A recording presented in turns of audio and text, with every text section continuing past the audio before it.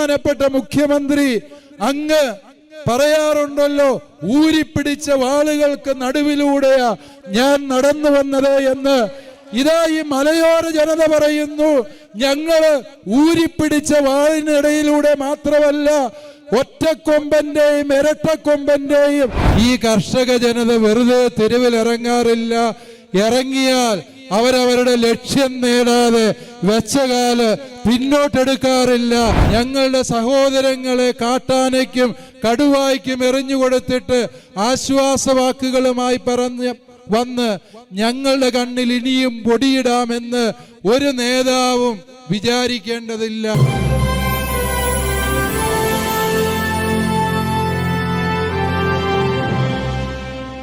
അല്ലയോ ഭരണകൂടങ്ങളെ, ഒരു കാര്യം ഞാൻ ആരംഭത്തിൽ നിങ്ങളെ ഓർമ്മിപ്പിക്കുകയാണ്.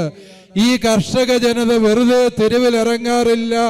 ഇറങ്ങിയാൽ അവരവരുടെ ലക്ഷ്യം നേടാതെ വെച്ചകാല് പിന്നോട്ടെടുക്കാറില്ല. അതിവിടെയും സംഭവിക്കുക തന്നെ ചെയ്യും എന്നുള്ള സത്യം ഓരോ നേതാവും മനസ്സിലാക്കിയിരിക്കുന്നത് നല്ലതാ. ഇങ്ങനെ ഞങ്ങളുടെ സഹോദരങ്ങളെ കാട്ടാനയ്ക്കും കടുവായ്ക്കും എറിഞ്ഞുകൊടുത്തിട്ട് ആശ്വാസവാക്കുകളുമായി വന്ന് ഞങ്ങളുടെ കണ്ണിൽ ഇനിയും പൊടിയിടാമെന്ന് ഒരു നേതാവും വിചാരിക്കേണ്ടതില്ല. കാരണം ഞങ്ങളുടെ ക്ഷമയുടെ നെല്ലിപ്പലക കണ്ടു കഴിഞ്ഞു. ഓർക്കുക, ഈ സർക്കാരിന്റെ തന്നെ വനം വകുപ്പ് മന്ത്രി കഴിഞ്ഞ ജനുവരി 31 നിയമസഭയിൽ പറഞ്ഞ റിപ്പോർട്ട് ഇതാണ്. ഇതുവരെയും ഈ ഇടതുമുന്നണി സർക്കാരിന്റെ ഭരണകാലത്ത് 909 കർഷകർ വന്യമൃഗങ്ങളുടെ ചവിട്ടേറ്റും കുത്തേറ്റും കടിയേറ്റും മരിച്ചിട്ടുണ്ട് എന്ന്. 909 ജീവൻ പൊലിഞ്ഞിട്ടും ഈ നാട്ടിലെ കിരാതമായ വന്യജീവി നിയമങ്ങൾ മാറ്റിയെഴുതുന്നതിന്, അതിന് കർഷകർക്ക് അനുകൂലമായി തിരുത്തലുകൾ വരുത്തുന്നതിന് ഉത്തരവാദപ്പെട്ടവർ തയ്യാറാകാതിരിക്കുന്നത് കൃത്യവിലോപം എന്ന വാക്കല്ല, മര്യാദയുടെ ഏറ്റവും മാന്യമായ പദം ഉപയോഗിച്ചാൽ അത് തെമ്മാടിത്തം എന്ന വാക്കാണ് അതിന് ഉപയോഗിക്കേണ്ടത്. കാരണം ഈ കർഷകന്റെ ജീവന് സർക്കാർ അത്രയേ വില കൊടുത്തിട്ടുള്ളൂ. അതല്ലേ അതിന്റെ അർത്ഥം? ഈ പാവപ്പെട്ട കർഷകൻ 909 എണ്ണത്തിന്റെ ജീവൻ പൊലിഞ്ഞിട്ടും അല്ലയോ സർക്കാരെ, ഞങ്ങൾ മലയോര കർഷകരെ കരുതുന്നത് കടുവായ്ക്ക് തിന്നു തീർക്കാനുള്ള ആഹാരമായിട്ട് മാത്രമാണ് എന്നതിന്റെ തെളിവല്ലേ ഇനിയും ഈ നിയമങ്ങൾക്ക് ഭേദഗതി വരുത്താത്തത് എന്ന് നിങ്ങൾ മനസ്സിലാക്കുക. 1972 പാർലമെന്റ് പാസാക്കിയ ഒരു നിയമമാണ് വന്യജീവി സംരക്ഷണ നിയമം എന്ന് പറയുന്നത്. ഇവിടെ വന്യജീവികളെ സംരക്ഷിക്കാൻ നിയമമുണ്ട്. ഇവിടെ സാധാരണ മനുഷ്യനെ സംരക്ഷിക്കാൻ നിയമമില്ല. വന്യജീവി സംരക്ഷണ നിയമം പൊളിച്ചെഴുതി മനുഷ്യ സംരക്ഷണ നിയമം എന്നുള്ളൊരു നിയമം ഇവിടുത്തെ പാർലമെന്റിലും നിയമസഭയിലും കൊണ്ടുവന്നേ പറ്റൂ. ഇത് ഞങ്ങൾ ഔദാര്യം ചോദിക്കുകയല്ല. ഇവിടുത്തെ ഭരണഘടന ഉറപ്പു തരുന്ന മനുഷ്യനായി ജീവിക്കാന്, ഞങ്ങളുടെ സ്വത്തും മക്കളെയും കുടുംബത്തെയും സംരക്ഷിക്കാൻ ഈ ഭാരതത്തിന്റെ പരമോന്നതമായ ഭരണഘടന ഉറപ്പു നൽകുന്ന സ്വാതന്ത്ര്യം സംരക്ഷിക്കാൻ സർക്കാരിന് അവകാശമുണ്ട്. അല്ലയോ സർക്കാരെ, ഇല്ല എങ്കിൽ നിയമം കയ്യിലെടുക്കുമെന്നല്ല ഞാൻ നിങ്ങളോട് പറയുക.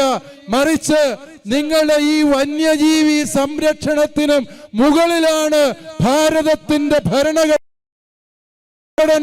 ഉറപ്പു നൽകുന്ന അവകാശങ്ങൾ സംരക്ഷിക്കുന്നതിന് വേണ്ടി ഏത് വന്യമൃഗത്തെയും ഞങ്ങൾ കൃഷിഭൂമിയിൽ നേരിടുക തന്നെ ചെയ്യുമെന്ന് ഈ മലയോര ജനത ഒറ്റ സ്വരത്തിൽ സർക്കാരിന്റെ മുമ്പിൽ അറിയിക്കുകയാണ്.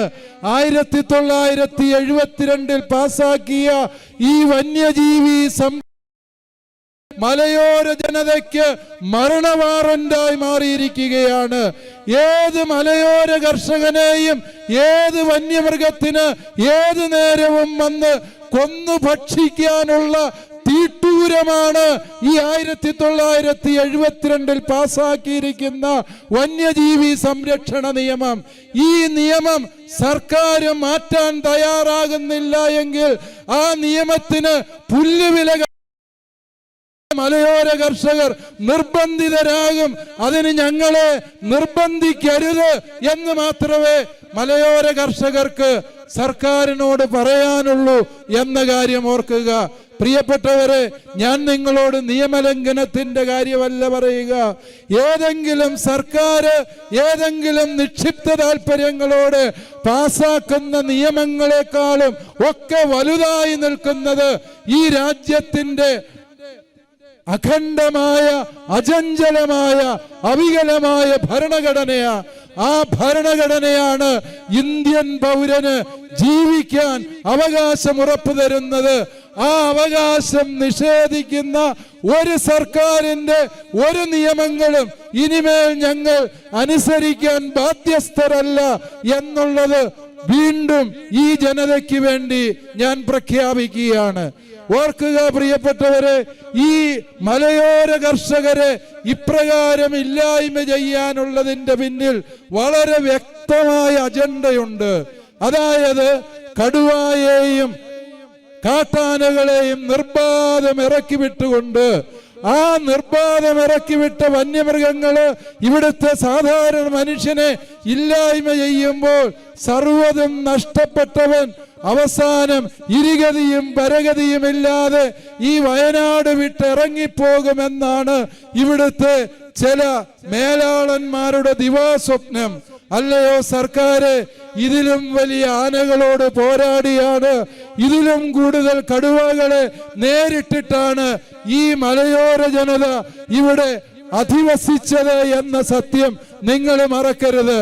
ആ പൂർവികരുടെ സിരകളിൽ ഒഴുകിയ അതേ ചോര തന്നെയാണ് ഈ മലയോര കർഷകന്റെ സിരകളിൽ ഇന്നും ഒഴുകുന്നത്. ഞങ്ങൾക്ക് നിങ്ങളെ ഭയമില്ല, നിങ്ങൾ ഇറക്കിവിടുന്ന വന്യമൃഗങ്ങളെയും ഞങ്ങൾ ഭയപ്പെടില്ല. നിയമം അനുശാസിച്ചതിന്റെ, നിയമം അനുസരിച്ചതിന്റെ വിലയാണ് ഞങ്ങൾ കൊടുക്കേണ്ടി വന്നത് എന്നത് സങ്കടത്തോടെ ഞങ്ങൾ തിരിച്ചറിയുക. നമ്മുടെ മന്ത്രിമാര് ഈ ദിവസങ്ങളിൽ വയനാട് സന്ദർശിച്ചു. അവർ പറഞ്ഞ നല്ല വാക്കുകളെയും അവരുടെ സന്ദർശനത്തെയും അഭിമന്യ ജോസ് പിതാവ് ആദരവോടെ നോക്കിക്കണ്ടു. ഞാനും അവരെ ആദരിക്കുന്നു.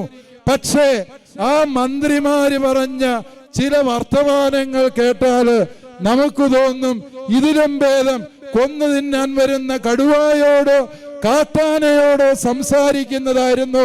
അവർക്ക് ഇതിലും വേഗത്തിൽ നമ്മുടെ ജനതയുടെ സങ്കടം മനസ്സിലാക്കാൻ പറ്റുമായിരുന്നു എന്ന് അവര് പറഞ്ഞ ഒന്നാമത്തെ പോയിന്റ് എന്താണെന്ന് ചോദിച്ചാല്, ഇത് ഞങ്ങളുടെ വിഷയമല്ല. നമ്മുടെ വനം മന്ത്രി തത്ത പറയുന്നത് പോലെ എപ്പോഴും പറയുന്ന ഒരു പ്രസ്താവനയാ. ഇത് സംസ്ഥാന സർക്കാരിന് ഒന്നും ചെയ്യാൻ പറ്റില്ല. ഇത് കേന്ദ്ര വിഷയമാണ്, കേന്ദ്രത്തിന് മാത്രമേ ചെയ്യാൻ പറ്റൂ. എനിക്ക് ചോദിക്കാനുള്ളത് ഇതാണ്, നിങ്ങൾക്കൊന്നും ചെയ്യാൻ പറ്റിയല്ല എങ്കിൽ പിന്നെന്തിനാണ് ഇങ്ങനെ വെള്ളാനയുടേതായ ഒരു വകുപ്പ്, വനം വകുപ്പ് എന്ന പേരിൽ ഇവിടെ നിലനിർത്തിയിരിക്കുന്നത്? വനം വകുപ്പ് ഉദ്യോഗസ്ഥരെ, നിങ്ങൾക്കൊരു തെറ്റിദ്ധാരണയുണ്ട്. വനം വകുപ്പുകാരുടെ ഏക ദൗത്യം എന്ന് പറയുന്നത് ഇവിടുത്തെ മലയോര കർഷകനെ കേസിൽ കുടുക്കുക, അവനെ പീഡിപ്പിക്കുക, അവനെ ഭീഷണിപ്പെടുത്തുക, അവന്റെ ജീവിതം ഇവിടെ അസാധ്യമാക്കി തീർക്കുക. അതിനുവേണ്ടിയാണ് നിങ്ങൾക്ക് സർക്കാർ ചെലവിന് തന്ന് ശമ്പളം തന്ന് ഇവിടെ നിർത്തിയിരിക്കുന്നത് എന്ന് വനം വകുപ്പ് ഉദ്യോഗസ്ഥർക്ക് ഒരു ധാരണയുണ്ട്. സർവ്വതിനും കേന്ദ്രത്തെ പഴിക്കുന്ന ഈ സർക്കാരിന്റെ പ്രതിനിധിയായ ഒരു MP രാജ്യസഭയിൽ ചോദിച്ചൊരു ചോദ്യത്തിന് വനം പരിസ്ഥിതി വകുപ്പ് മന്ത്രി ഭൂപേന്ദർ യാദവ്, അദ്ദേഹം ഇന്ന് വയനാട്ടിലുണ്ട്. ആ മന്ത്രി ഇടതുപക്ഷത്തെ ഒരു MP-ക്ക് എഴുതി കൊടുത്ത മറുപടിയാണ് എന്റെ കൈവശമിരിക്കുന്നത്. ആ മറുപടി ഇപ്രകാരമാണ്. അത് ഇംഗ്ലീഷിലായതിന്റെ മലയാളം മാത്രമേ ഞാൻ നിങ്ങളോട് പറയുന്നുള്ളൂ. വനത്തിന്റെയും വന്യജീവികളുടെയും പരിപാലനം എന്നത് സംസ്ഥാന സർക്കാരിന്റെ ഉത്തരവാദിത്വമാണ്. ഓരോ സംസ്ഥാന സർക്കാരിന്റെയും ചീഫ് വൈൽഡ് വാർഡന്, അങ്ങനെ ഒരാള് ഈ ഫോറസ്റ്റ് വകുപ്പിന്റെ ഉന്നത ഉദ്യോഗസ്ഥനായി തിരുവനന്തപുരത്തിരിപ്പുണ്ട്. ചീഫ് വൈൽഡ് ലൈഫ് വാർഡൻ എന്നാണ് ആ മഹാന്റെ കസേരയുടെ പേര്. അദ്ദേഹത്തിന് ഈ നിയമം പറയുകയാണ്, അദ്ദേഹത്തിന് കൽപ്പനയിടാം ജനത്തിന്റെ ജീവനും സ്വത്തിനും ഭീഷണി ഉയർത്തുന്ന വന്യമൃഗങ്ങളെ ഇല്ലായ്മ ചെയ്യാൻ ഈ ചീഫ് വൈൽഡ് ലൈഫ് വാർഡന് അധികാരമുണ്ട് എന്ന് ഫെബ്രുവരി മാസം 18 2023 ഫെബ്രുവരി 18 ഇടതുപക്ഷ MP ആയ പി സന്തോഷ് കുമാറിന് കൊടുത്ത മറുപടിയാണിത്. കേരളത്തിലെ സർക്കാര് നിങ്ങളിത് വായിക്കുന്നില്ലേ? അതോ ഈ പറഞ്ഞ മഹാന് ഇതൊന്നും വിഷയമല്ലേ? ഈ സാധാരണ മനുഷ്യന്റെ നികുതിപ്പണം കൊണ്ട് ശമ്പളം മേടിക്കുന്ന ചീഫ് വൈൽഡ് ലൈഫ് വാർഡനോട് ഞങ്ങൾക്ക് പറയാനുള്ളത്, നിങ്ങൾക്കുള്ള അധികാരം നിങ്ങൾ വിനിയോഗിക്കുക. ഇവിടെ ഇതാ കാട്ടാനയും പുലികളും കാട്ടുപന്നികളും നാട്ടിലിറങ്ങി സർവനാശം വിതയ്ക്കുകയാണ്. പ്രിയപ്പെട്ടവരെ, ഇതിൽ പലതും കാട്ടുമൃഗങ്ങളല്ല എന്നുള്ള സത്യം നിങ്ങൾ മനസ്സിലാക്കണം. നിങ്ങളുടെ പറമ്പിൽ പെറ്റുപെരുകുന്ന ഈ കാട്ടുപന്നികള് വനമേഖലയിൽ നിന്ന് 10-60 കിലോമീറ്റർ അകലെയാണ്. ഈ കാട്ടുപന്നികൾ എങ്ങനെയാ കാട്ടുപന്നിയായത്? അത് ജമ്മത്ത് കാട് കണ്ടിട്ടില്ല, പിന്നെ അത് കാട്ടുപന്നിയാവൂ? നിങ്ങളുടെ പറമ്പിൽ നിങ്ങൾ വളർത്തുന്ന ഈ പന്നികൾ ഇന്നു മുതൽ എന്ത് പന്നികളാണ്? നാട്ടുപന്നികളാണ്. ഒരു സംശയവും നിങ്ങൾക്ക് വേണ്ട. വനജീവി സംരക്ഷണ നിയമം അതെവിടെയാണ് നടപ്പിലാക്കേണ്ടത്? എവിടെയാണ് നടപ്പിലാക്കേണ്ടത്? പറ. വനത്തിനുള്ളിലാണ് നടപ്പിലാക്കേണ്ടത്. ഞങ്ങൾ നികുതി കൊടുത്ത് ആധാരം ചെയ്ത് പട്ടയം മേടിച്ച് നികുതി അടച്ചുകൊണ്ടിരിക്കുന്ന കൃഷിഭൂമിയില് ഇനി ഒരു സർക്കാരിന്റെയും ഒരു വന്യജീവി സംരക്ഷണ നിയമവും അനുസരിക്കാൻ ഞങ്ങൾ തയ്യാറല്ല എന്ന് ഈ മലയോര ജനത സർക്കാരിനോട് പറയാൻ ആഗ്രഹിക്കുകയാ. കാരണം വന്യജീവികളെ സംരക്ഷിക്കേണ്ടത് വനത്തിലാണ്. അതിനാണ് ഈ മഹാനായ ചീഫ് വൈൽഡ് ലൈഫ് വാർഡൻ ഉൾപ്പെടെയുള്ള വനം വകുപ്പ് ഉദ്യോഗസ്ഥർക്ക് നമ്മൾ നികുതിപ്പണം കൊണ്ട് ശമ്പളം കൊടുത്ത് നിർത്തിയിരിക്കുന്നത്. അവർക്കത് ചെയ്യാൻ പറ്റുന്നില്ല എങ്കിൽ വന്യജീവികളെ സംരക്ഷിക്കേണ്ടത് ഇവിടുത്തെ മലയോര കർഷകന്റെ ദൗത്യമാണ് എന്ന് ഏതെങ്കിലും വനപാലകർ ചിന്തിക്കുന്നുണ്ട് എങ്കിൽ പ്രിയപ്പെട്ടവരെ, അതവർ തിരുത്തിയേ പറ്റൂ എന്നതോർക്കുക. അല്ലയോ കർഷകരെ? ജോസ് പിതാവും അതുപോലെ റമീജൂസ് പിതാവും പറഞ്ഞു നമ്മൾ ഒറ്റക്കെട്ടായി നിൽക്കണമെന്ന്. ഞാനൊരു ഫോറസ്റ്റിന്റെ ഉന്നത ഉദ്യോഗസ്ഥനോട് സംസാരിച്ചപ്പോൾ ഉടുമ്പിനെ പിടിച്ചതിന്റെ പേരിൽ ജാമ്യമില്ലാത്ത വകുപ്പുമായിട്ട് ഒരു കർഷകനെ അറസ്റ്റ് ചെയ്തതിന്റെ പേരിലാണ് ഞാൻ സംസാരിച്ചത്. അദ്ദേഹം പറഞ്ഞത് എന്താന്നോ? അദ്ദേഹം പറഞ്ഞു ഉടുമ്പിനെ പിടിച്ചതിന്റെ പേരിലല്ല, പിന്നെന്താണ്? അയാളെ എന്തുകൊണ്ട് പിടിക്കുന്നില്ല എന്ന് ചോദിച്ച് നിരന്തരം അയലോക്കംകാര് ഫോൺ വിളിയാന്ന് പറഞ്ഞു. ഞാൻ ഈ പറയുന്നത് നിങ്ങളെ കൂടെ ഉദ്ദേശിച്ചാണ്. അതായത് കാട്ടുപന്നിയെ വെടിവെച്ചാല് അല്ലെങ്കിൽ അതിനെ കെണി പിടിച്ചാല്, പ്രിയപ്പെട്ടവരെ, വനം വകുപ്പിൽ പരാതി കൊടുത്തത് ചത്തുപോയ കാട്ടുപന്നിയുടെ ഭാര്യയല്ല, മക്കളല്ല, പിന്നെ ആരാ കൊടുത്തത്? നിങ്ങൾ മനസ്സിലാക്കുക. അതായത് നമ്മുടെ കൂട്ടായ്മയിലെ വിള്ളലാണ് ഇപ്രകാരമുള്ള ഉദ്യോഗസ്ഥ ദുഷ്പ്രഭുത്വങ്ങൾക്ക് ഈ മലയോര മക്കളുടെ മേല് കുതിര കയറാൻ അവസരമുണ്ടാക്കിയത് എന്ന് തിരിച്ചറിയണം. അതുകൊണ്ട് നാം ഒറ്റക്കെട്ടായി നിൽക്കണം എന്ന് പറയുന്നത് പ്രിയപ്പെട്ടവരെ, അതൊരു ആപ്തവാക്യം പറഞ്ഞതല്ല, അതൊരു പഴഞ്ചൊല്ല് പറഞ്ഞതല്ല. ഇനി എൻ്റെ പ്രിയപ്പെട്ട മലയോര ജനതയെ, നിങ്ങൾക്ക് ജീവിക്കണമെന്നുണ്ട് എങ്കിൽ മറ്റെല്ലാം മറന്ന് ഒറ്റക്കെട്ടായി നിങ്ങൾ നിൽക്കാൻ തയ്യാറാണ് എങ്കിൽ എല്ലാവരും ശക്തമായി കൈയടിച്ച് ഈ കൂട്ടായ്മയുടെ സന്ദേശത്തിന് സാക്ഷ്യം വഹിക്കാൻ പരിശ്രമിക്കുക. വീണ്ടും പ്രിയപ്പെട്ടവരെ, മൂന്നാമതൊരു കാര്യം കൂടി എനിക്ക് പറയാനുള്ളത്, കേരള സർക്കാർ കർഷകർക്ക് നേരെ കേസെടുത്തിരിക്കുകയാണ്. അതായത് കടുവ കടിച്ചു കൊന്ന, നമ്മുടെ ചോരയിൽ പിറന്ന നമ്മുടെ സഹോദരങ്ങളുടെ മരണത്തിലെ വേദന കൊണ്ട് ഹൃദയം നുറുങ്ങിയ മനുഷ്യര് പ്രതിഷേധിച്ചപ്പോൾ സർക്കാർ കേസെടുത്തു. അത് കേന്ദ്ര ഗവൺമെന്റ് അല്ല കേസെടുത്തത്. കേസെടുത്തത് ആരാണ്? കേസെടുത്തത് കേരള സർക്കാരിന്റെ വകുപ്പുകളാണ്. ഈ കേസെടുത്തത് മര്യാദകേടല്ലേ? ബഹുമാനപ്പെട്ട മുഖ്യമന്ത്രി അങ്ങ് പറയാറുണ്ടല്ലോ, ഊരിപ്പിടിച്ച വാളുകൾക്ക് നടുവിലൂടെയാ ഞാൻ നടന്നു വന്നത് എന്ന്. ഇതാ ഈ മലയോര ജനത പറയുന്നു, ഞങ്ങള് ഊരിപ്പിടിച്ച വാളിനിടയിലൂടെ മാത്രമല്ല, ഒറ്റക്കൊമ്പന്റെയും ഇരട്ടക്കൊമ്പന്റെയും സകലമാന കടുവായുടെയും പുലിയുടെയും ഇടയിലൂടെയാണ് ഈ 80 കൊല്ലം ഈ വയനാട്ടിൽ ജീവിച്ചത് എങ്കിൽ ഇനിയും ഞങ്ങളത് ജീവിക്കും. നിങ്ങളുടെ കേസിന്റെ ഉമ്മാക്കി കാണിച്ച് ഈ ജനതയെ ഭയപ്പെടുത്താമെന്നും പെരക്കകത്തിരിക്കാമെന്നും ഒരാളും തെറ്റിദ്ധരിക്കേണ്ട കാര്യമില്ല.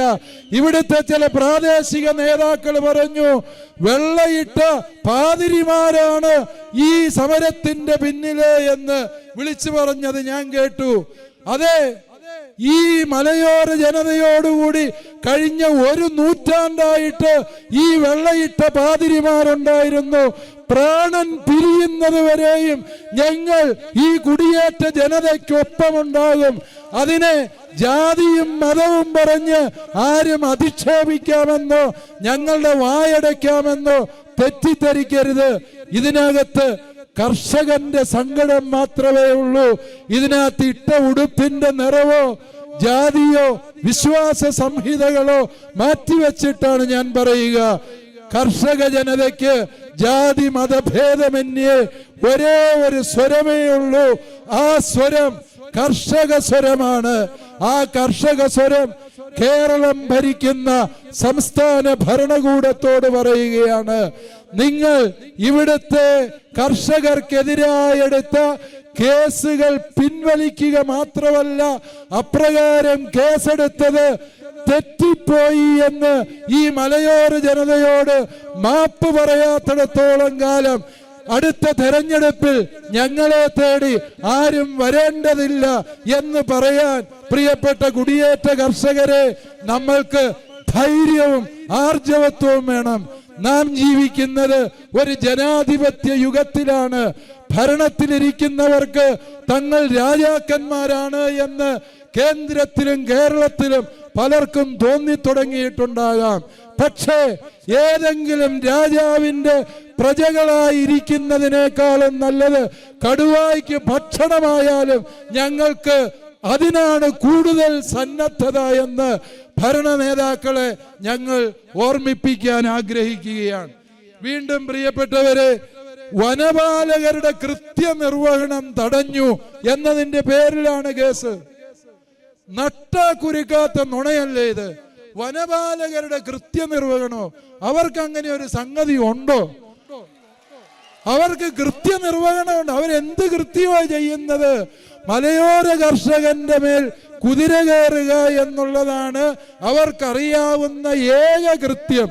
ആ കൃത്യം ഞങ്ങൾ തടയാൻ തന്നെ തീരുമാനിച്ചിട്ടുണ്ട് എന്നുള്ള കാര്യം വനപാലകരെ നിങ്ങളെ സ്നേഹത്തോടെ ഓർമ്മിപ്പിക്കുക. നിങ്ങളും ഞങ്ങളെ പോലെ മനുഷ്യരാണ് എന്നും നിങ്ങൾക്കൊരു പോറൽ പോലും ഏൽപ്പിക്കാൻ ഞങ്ങൾ ആഗ്രഹിക്കുന്നില്ല. പക്ഷേ വനപാലകരെ നിങ്ങൾ മനസ്സിലാക്കുക, നിങ്ങളെ പോലെ ചോരയും നീരിയുമുള്ള ഇവിടുത്തെ കുടിയേറ്റ കർഷകരെ ചുമ്മാ ഇത്തിൾ കണ്ണികളെ പോലെ ചൂഷണം ചെയ്ത് ജീവിക്കാമെന്നുള്ള നിങ്ങളുടെ വ്യാമോഹത്തിനെതിരെയാണ് ഞങ്ങൾ പ്രതിഷേധിക്കുന്നത്, പോരാടുന്നത് എന്ന് മനസ്സിലാക്കുക.